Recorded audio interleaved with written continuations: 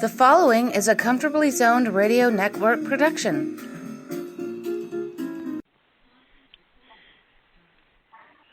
Thank you, Tally Olson. We are back talking sports in the zone, vintage sports at that, with the four mavens. In no particular order, Hal Bock. How are you, sir? Good to be with you guys again. Good. And I'd like to welcome David Hubler. Hello, good evening.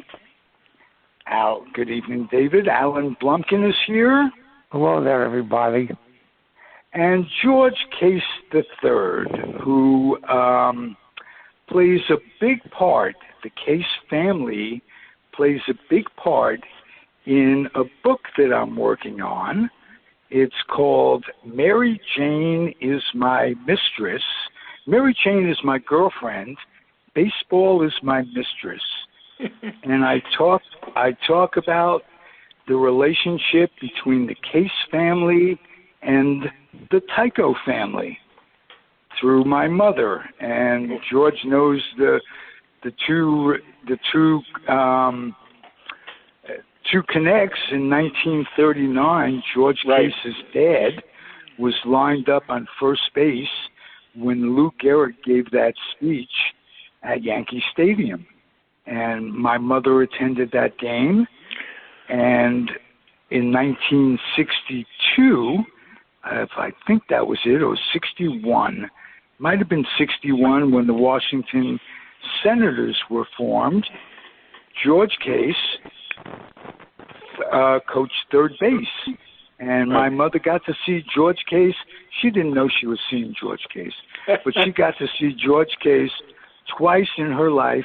And I can't think of many more baseball games than two that she ever attended. So we went to Ralph, that's amazing. That's an amazing story. And obviously, you mentioned about Lou Gehrig, and that's one of the first stories I heard.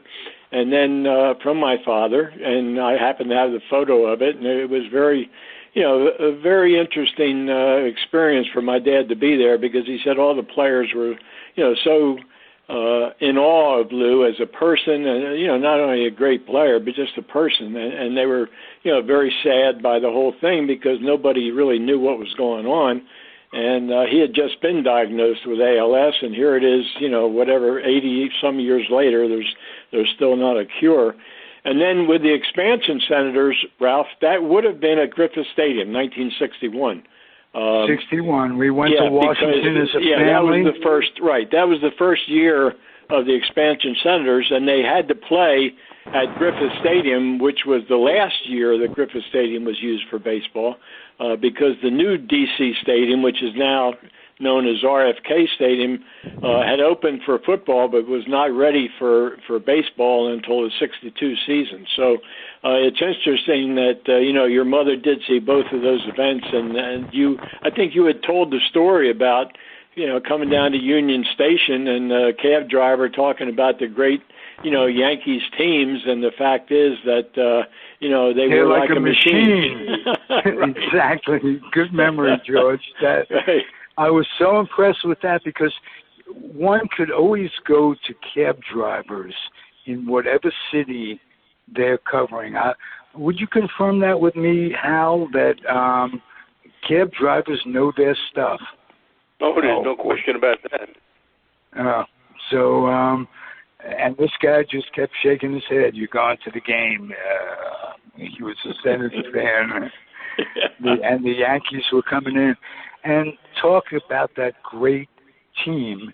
It happens to be Bobby Richardson's birthday tomorrow. And he and Boyer and Pepitone and Kubek, what an infield! No, they were. That was a great team. Absolutely. And Bobby Richardson was a. Is he still with us, Ralph? I know he was in the. Yes, he was in the ministry or something, I believe. Yeah, He if still. That doesn't kill you, nothing will. Yeah, he lives in Sumter, South Carolina. But Marty Appel says he's not doing well. So I don't know what the reason is, but he's missed the last couple of Yankee Old Timers Day. Yeah. Oh, well, he was certainly. I remember him. Watching him play, and they had a terrific infield. And he and Kubek. That was quite a good double play combination. And Kubek was a terrific player. And unfortunately, he got the rap of that Bill Mazeroski World Series home run with the pebble or something to hit when he was fielding the ground ball and came hit him in the throat, and then it was a routine play. But as Alan has mentioned, everybody remembers remembers the home run the Mazeroski hit because it was such a tremendous upset that the Yankees had really run all over the Pirates, and there the Pirates, won the 7th game of the World Series. Yeah, I remember that too clearly myself. Just about every statistic from all the 7 games favored the Yankees, home runs, whatever it was, and then and I still blame Tony Kubek for missing that ball. Oh, come on, that's not fair. It was Jim Don't Cole that blew the game. Blame Kubek. 2 things. First of all, it hit a pebble. And that's not to be blamed. Kubek shouldn't be blamed for that. But all through the year, historically, when the Yankees had a lead, Casey would put Kubek from short to left field, take out Berra, and he put Joe DeMaestri at shortstop, who was a utility infielder who they acquired with Roger Maris. From Kansas City, yeah. From Kansas City. Very good fielding guy. Field, no hit. Right. Yeah, he was a good fielder, right. Yeah, he was a regular shortstop on the A's for about 5 years. In his dotage, did not make that move in the 9th inning as he generally did.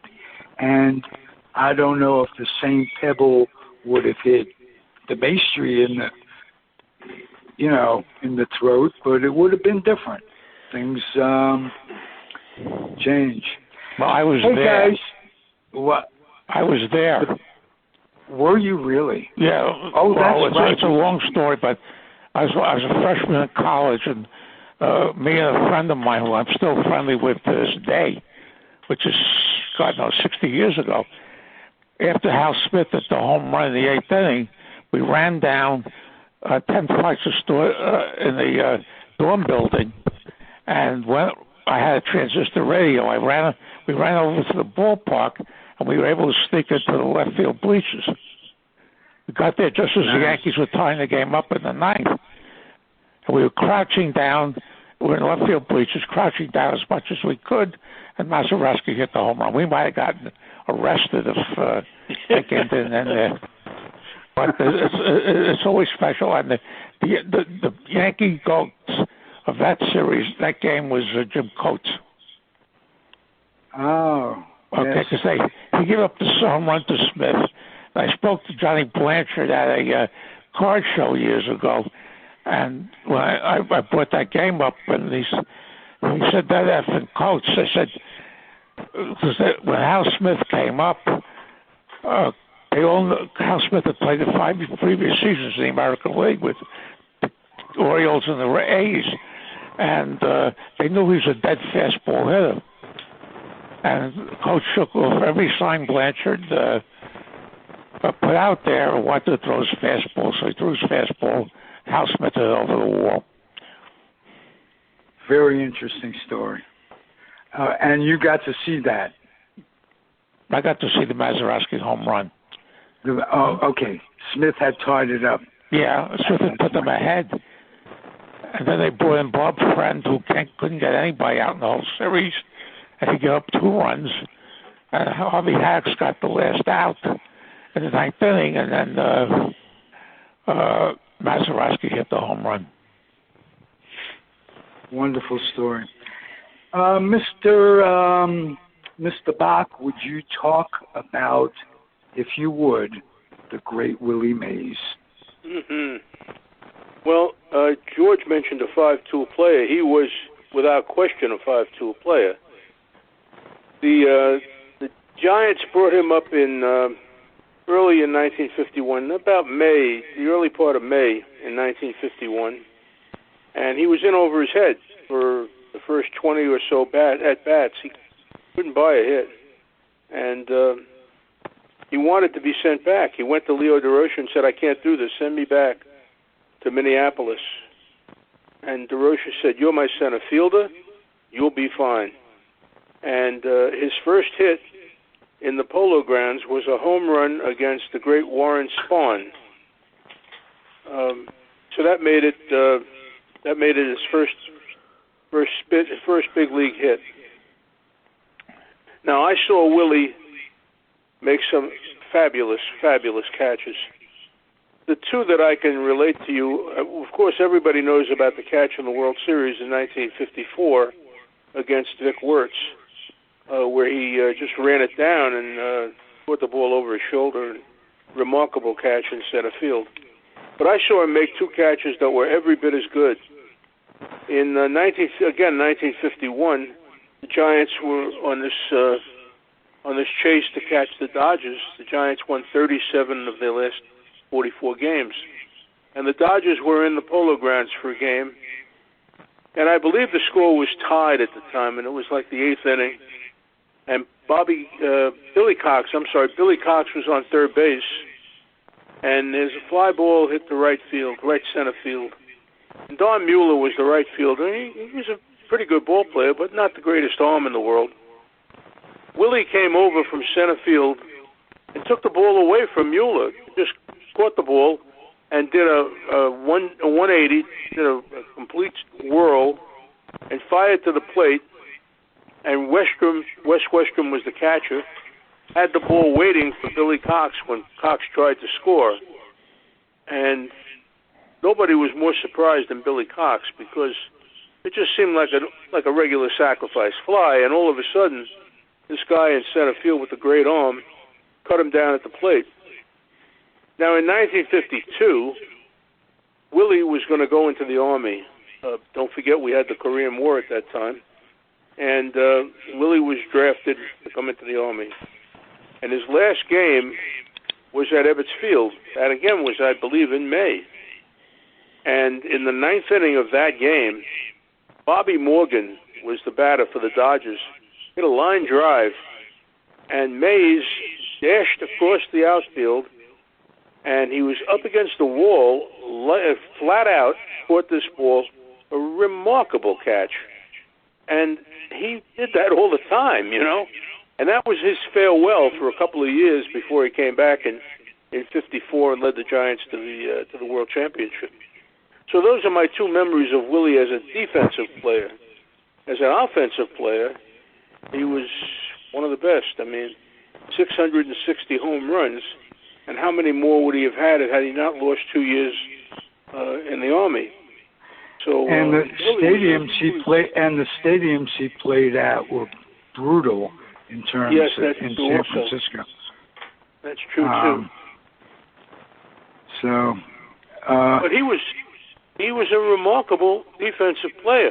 Everybody remembers his offense because he was a great hitter, but he was a remarkable defensive player.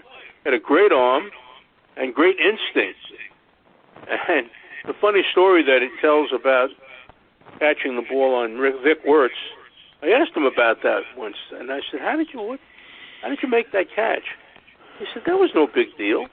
He said, it was like when I was playing high school football. I went out for a wide receiver and went out and caught the ball. And I thought that was interesting, you know. Yeah. He was just a terrific player, and he's the last survivor of that great 51 Giants team. He's the last one who's still alive. Now, sadly, indeed, George has some stories about Willie playing in Trenton, New Jersey, before being called up, before even going to Minneapolis. George case. Well, yeah, I would like to, you mentioned, with Willie and his minor league career before, stardom in New York, and how, your stories about Willie is great defensive player, but one thing that he also did, which many of you may not recall, he developed what he called the basket catch, and that's what he did on routine fly balls. And instead of going up and grabbing it like in front of his face the way a lot of outfielders do, he would actually hold his glove down at the belt and the ball would come into his belt. And I was told by people who saw him play in Trenton that that's where he first developed what was known as the basket catch, and that's what Willie did on routine fly balls. Now, obviously, the ball was hit like Hal's talking about over his shoulder, or he had to run a long way because he had that great speed. But the other thing that he did, which was amazing to me when I saw it, and I did see it on television, was on that ball that Vic Wirtz hit, and Hal and David and Alan and Ralph, if you recall, he caught the ball, whirled around, and threw back to prevent runners from moving up into a scoring position. I mean, that was just an incredible. Talking about the instinct of a five-tool player to be able to do that, to run back, catch the ball, and have the presence of mind to turn and have the strength of the arm to throw back to keep the runners from advancing. I mean, it was just amazing. Now, with regard to his experience in Trenton and my personal experience, Willie was in Birmingham, was called up to Trenton in 1950, was there for about 6 weeks, and then went on from Trenton to Minneapolis to play with the Minneapolis Millers. But my dad had his sporting goods store in Trenton in 1950, and he got a call from the Giants front office, and they said, George, we're sending a young man by the name of Willie Mays down to your store.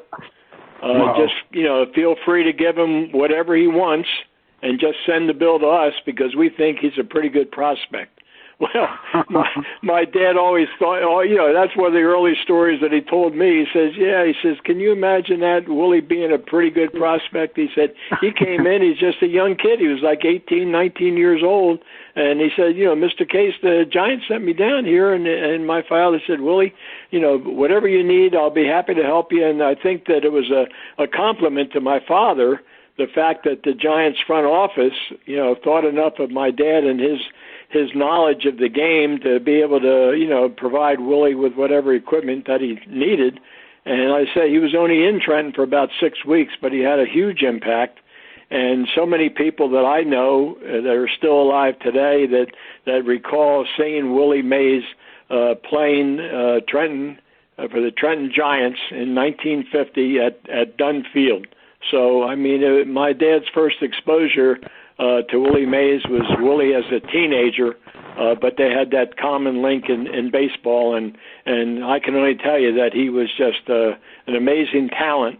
That kind of talent doesn't come along very often, and Willie is still with us, and is not the young man who really loved life. He's a little bit bitter about things, I think, now, but his ability on the baseball field was just amazing. And he's got to be 86, 87 years old. 89. As well. 89. Yeah. Okay. May 6th, 1931. Time definitely does fly. I know, yeah.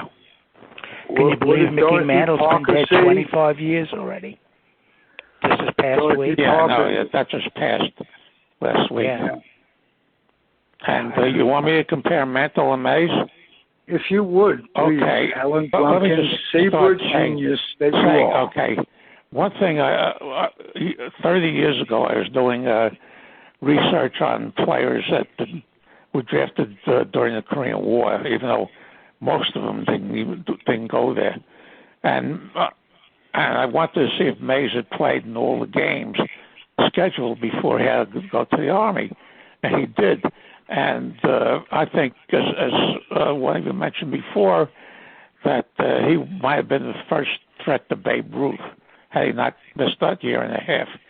What happened was the Giants were able to shift his draft board from Alabama to New York, and all that did was buy him a few weeks. Anyway, with him and Mantle, Bill James years ago wrote a book called The Baseball Abstract, where he compared players, and he created two categories. One was career, and the other was peak. And the consensus was that Mantle was better at his peak, but Mays was better in his career. Okay. Mantle was. Now, you know what, Alan? That's really interesting. I wanted to ask you, and you, David, and Hal, and Ralph. You know, the advantage I could see that Mantle had over Willie was the fact that Mantle was a switch hitter. And, you know, there aren't that many five-tool players that I know about that are able to go both sides of the plate. And Mantle was able to do that and had, you know, incredible speed, but Mantle had those leg problems. I'm not certain that Willie, career-wise, Willie Mays, Alan, did he have an injury problem? I don't really recall I don't believe so. Yeah. Willie stayed healthy until the end. He might have if he stayed too long at not like the fair. These guys now. Yeah. Well, don't forget there's another factor here. Mantle played in Yankee Stadium with what Charlie Finley called the pennant porch. It was a close-in right field, tailor-made for a left-handed hitter. Right. So he had that advantage that Willie didn't have. Mantle could also bunt. His drag bunting was superb. He learned that from Phil Rizzuto, from what I understand. And left-handed, he'd get down the line 3.7 seconds. So, in a sense, I've always said that Mantle was a six-tool player. His bunting was a weapon. You know what, Ralph, I just want to mention something about that. You know, my dad was right-handed with a lot of, you know, great speed. But being a right-hander, if you're a hitter, you know, you don't have the advantage that a left-hander does on a drag bunt. And Mantle, because when you're bunting, and that's where Mantle's, you know, great strength was as a bunter, he was able to, you know, have a step or two down the line before he put the ball on the ground. And that's the big advantage of a left-handed bunter, you know, with great speed when you drag bunt. And Mantle was. He was a master at that. It was phenomenal. And it was so hard to defend because players would, you know, I mean, the opposing teams would be there, you know, expecting him to hit one out or hit deep. And he would really surprise them if he saw that, you know, the third baseman wasn't cheating in or whatever he was doing. He could drag the bunt and be down the line. I think it was in just a little over 3 seconds. I mean, incredible speed. Okay. David Hubler, please add to the discussion. About Mantle and Mays? About whatever you'd like to talk about, David. Oh, well, we only have you once a month now, and well, that's not my fault. No, it's not my fault either, sir. We're going to have a long talk. It's my brother's fault. Bruce made me do it. Okay, I'll buy that. One of the things between Mantle and it always seemed to me that the crowds at the two ballparks, and they were only separated by a couple of miles, you know, as the crow flies, as they say, because you could look out almost and see one to the other. But there was a great difference in the type of fan that went. The Polo Grounds on the upper edges of Manhattan and Yankee Stadium in what was then, you know, not a great neighborhood in the East Bronx, attracted a wholly different crowd. If you went to an afternoon game at Yankee Stadium, of which there were many in those days, you saw a large business crowd. You saw very many people, men mostly, in suits and ties, and probably, entertaining their business clients and things like that. And over in the Polo Grounds, you had a much more working class audience or crowd, whichever way you prefer. And the differences were just sort of so clear. For example, with the Yankees, it was very, very difficult to get into their parking lot, for example, or to hang around outside and wait for them for autographs. And you never got anywhere near Mel Allen and Red Barber's booth up there, the catbird seat, as Red Barber would call it. Whereas at the Polo Grounds, everything was a little easier, a little, I won't say more friendly, but just more open. Countless times I remember just getting into the parking lot. They had a fenced lot for all the Giants players, and the Giants players had on their New York State license plates, they were just their numbers. That was it, just their numbers. And so if you knew the numbers of the players, you could hang around there and wait for them to come out, and they would sign autographs and they'd talk to you a little bit before they headed home. And I remember talking with Sal LaBarba Magley's wife a couple of times. She would sit there in the car, wait for him to come out, and Monty Irvin and guys like this. And they were available. You could speak to them. You could, and the story I like to tell is getting down to the front row of the box seats. At Yankee Stadium, that was difficult to do. The ushers didn't like you to get down there because that's where the moneyed crowd would be. Even before the game, they didn't like you people being there. But at the Polo Grounds, they didn't care. And one day as a young kid, I always took my glove to the ballpark, whichever ballpark it was,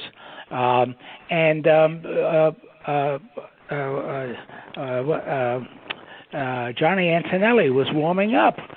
And I was no more than, say, 15, 20 yards away from him.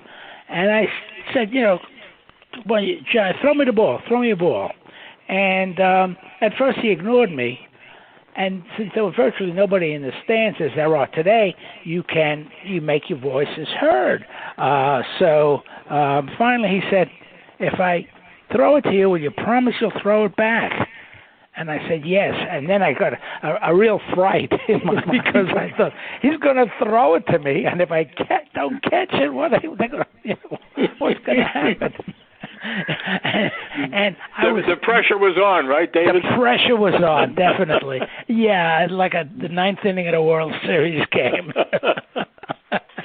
Well, he threw it to me, and I did catch it, and I did throw it back to him, like almost immediately, because I didn't want him to think I was going to run off with the ball. I guess, of course, in those days, balls were a little more valuable, even though they were a lot cheaper than they are today. They were a little more. They didn't just give them away like they do now. Right. So, and that to me was one of the. I mean. So many years later, I still remember every detail of that particular. It's just remarkable, and being that close. Now, at Yankee Stadium, they probably would have escorted me out. The thing the Yankee Stadium did for fans was to allow you to go out through the outfield gates after the game, but you couldn't walk on the infield. The guards lined up first and third base line. You couldn't, but sometimes, like I did when I was a young kid, I deeped the guard and slid into second base. It was about 10 minutes after Gil McDougall slid into second base, and most of the crowd that left didn't remember me sliding into second base. They had a vivid recollection of McDougall sliding in. Funny how that works out, huh? Yeah, isn't it? Ralph, were you out or safe? I'm always out. Let me tell you. You get a strawberry. That's what we want to know. Yeah, right. Right. One thing I always wanted from the old Yankee Stadium, but I never could, was when they would put those numbers on the auxiliary scoreboards in the outfield, the runs, and the yellow, the team scored during the inning, it's yellow, and then when the inning ended, they changed it to white. I always wanted to steal one of those. I have a question. Never was able to. Peanut Gallery has a question here. All right. And I'm not complaining, don't misunderstand, but you asked Alan to compare Mantle and Mays.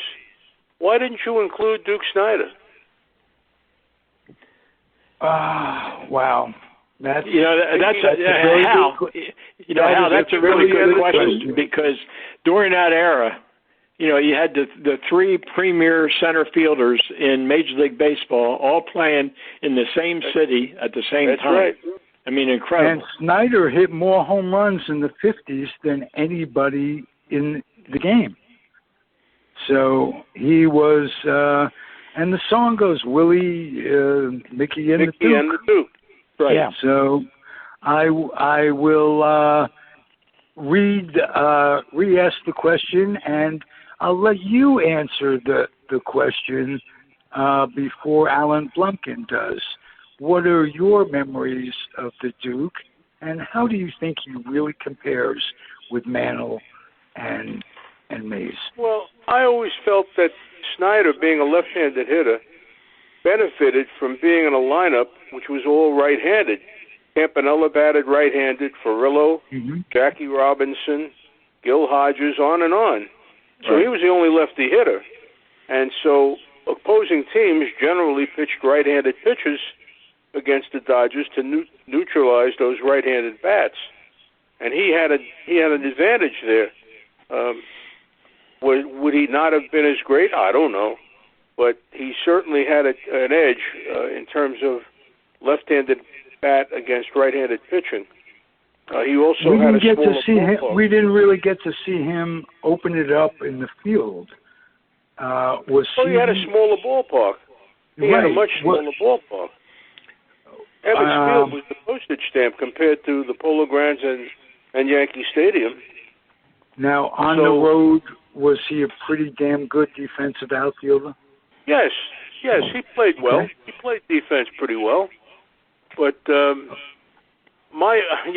have a prejudice here. For me, there's no question that Willie Mays was the greatest player I ever saw. And that's for then and for now. I mean, he's just a remarkable player. Yeah. Yeah, I agree with that, Hal. I mean, he's just an amazing talent. And Willie, during his career, I mean, later on, with the Mets, people, didn't see him at his obvious best. But he was such a, wonderful player who loved the game, loved to play, and always had that big smile, and he was able to do all the kind of things, just a natural. And I don't think that he had quite the pressure. I'm looking at from afar, had quite the pressure on him that Mantle did. Because Mantle was following in the footsteps of another, five-tool great player in DiMaggio. That's true. You're right about that. Good. Yep. There's a funny story I want to mention. Mantle and Ford were out in San Francisco in 1961 for an All-Star game. And a couple of days before the game, they went out on the golf course and charged everything to stone him. So he calls them in, and he says to Ford, if you can strike Willie Mays out in this game, this All-Star game, I'll forget the whole thing. So Ford could never get Mays out. And so anyway, the story went that during that game, Ford got 2 strikes on Mays, and then Ford said that I loaded one up, spitball, and he struck him out, and Mantle in center field is jumping up and down. Nobody could understand why. That's a great story. They weren't paid all that well, even the superstars. Hey, Alan, can I have your opinion on Duke Snyder a little bit? Yeah, I totally agree with Hal that he was the only lefty in the lineup. I thought he should have been the MVP in 1955 over Campanella. He was a terrific player, but he was limited because he, as Hal said, because he never faced left-handers, and that the ballpark, Ebbets Field was very, very small in the outfield, so he couldn't make catches like Mays. But he was a very, very good ball player. I don't think he was good enough to be classified with the other 2. But he was an excellent player. All right. Have you guys anything that you'd like to say? Anything that you haven't mentioned or like? I have a question. We're Please. talking about comparing ball. Duke Snider is in the Hall of Fame, but yes, but when we talk about Gil Hodges, he is not. Compare the two of them, Alan. What about the statistics between them? The thing is, with Hodges, you can throw a blanket over his numbers, Tony Perez's numbers, and Orlando Cepeda's numbers. They're about equal, and the other two are in. There's a group on Facebook that I'm in called Gil Hodges Belongs in the Hall of Fame. Right. And the committee on that era is going to meet, I think, in October or November. And the two ones I want to see you get in there are him and Minnie Minoso. I agree with you, Minnie. Yeah, they put Baines in, and Minoso is still out there. That's ridiculous. Yeah, I agree with you, Alan, on both of those subjects. And the fact is with Hodges, and I think he's been overlooked for so long, and Minoso certainly, a 5-decade player, great player, has been overlooked, and both of them are deserving, and I hope they get in. And Alan, is that what committee is that? I mean, it had been the Veterans Committee, or something. I think it's the Golden Age. Golden Age Committee, or something like that. The Veterans Committee used to meet every year, right? And then several years ago, they broke it into eras. Various eras, and right. A couple of things some people put against Hodges, and there was already 4 of the boys of summer in there, which was right. Robinson, Reese, Campanella, and Snyder, and but they overlooked the fact that outside of maybe a couple of years by Ted Kluszewski, Hodges was the best first baseman in baseball during that time. Yeah, well, I think, my personal opinion, I mean, Hodges, and I hope he gets in because he's deserving. He was playing the era that I recall watching him. Of course, then, he managed in Washington, after Mickey Vernon was let go. Hodges came in, managed there for a couple of years, and then, was traded, wound up with the Mets, and in '69, the Miracle Mets, they win the whole thing. So, he had great numbers as a player and great numbers as a manager. Traded for a friend of the show, Bill Dennehy. I don't know if you guys remember that name. Yeah, he's on the rookie card with Tom Seaver. Yeah. Okay. Hey, what a wonderful show it is with you guys every time. Thank you both. Thank you, all 4 of you. Alan Blumkin, George Case III, David Hubler, and Hal Bock.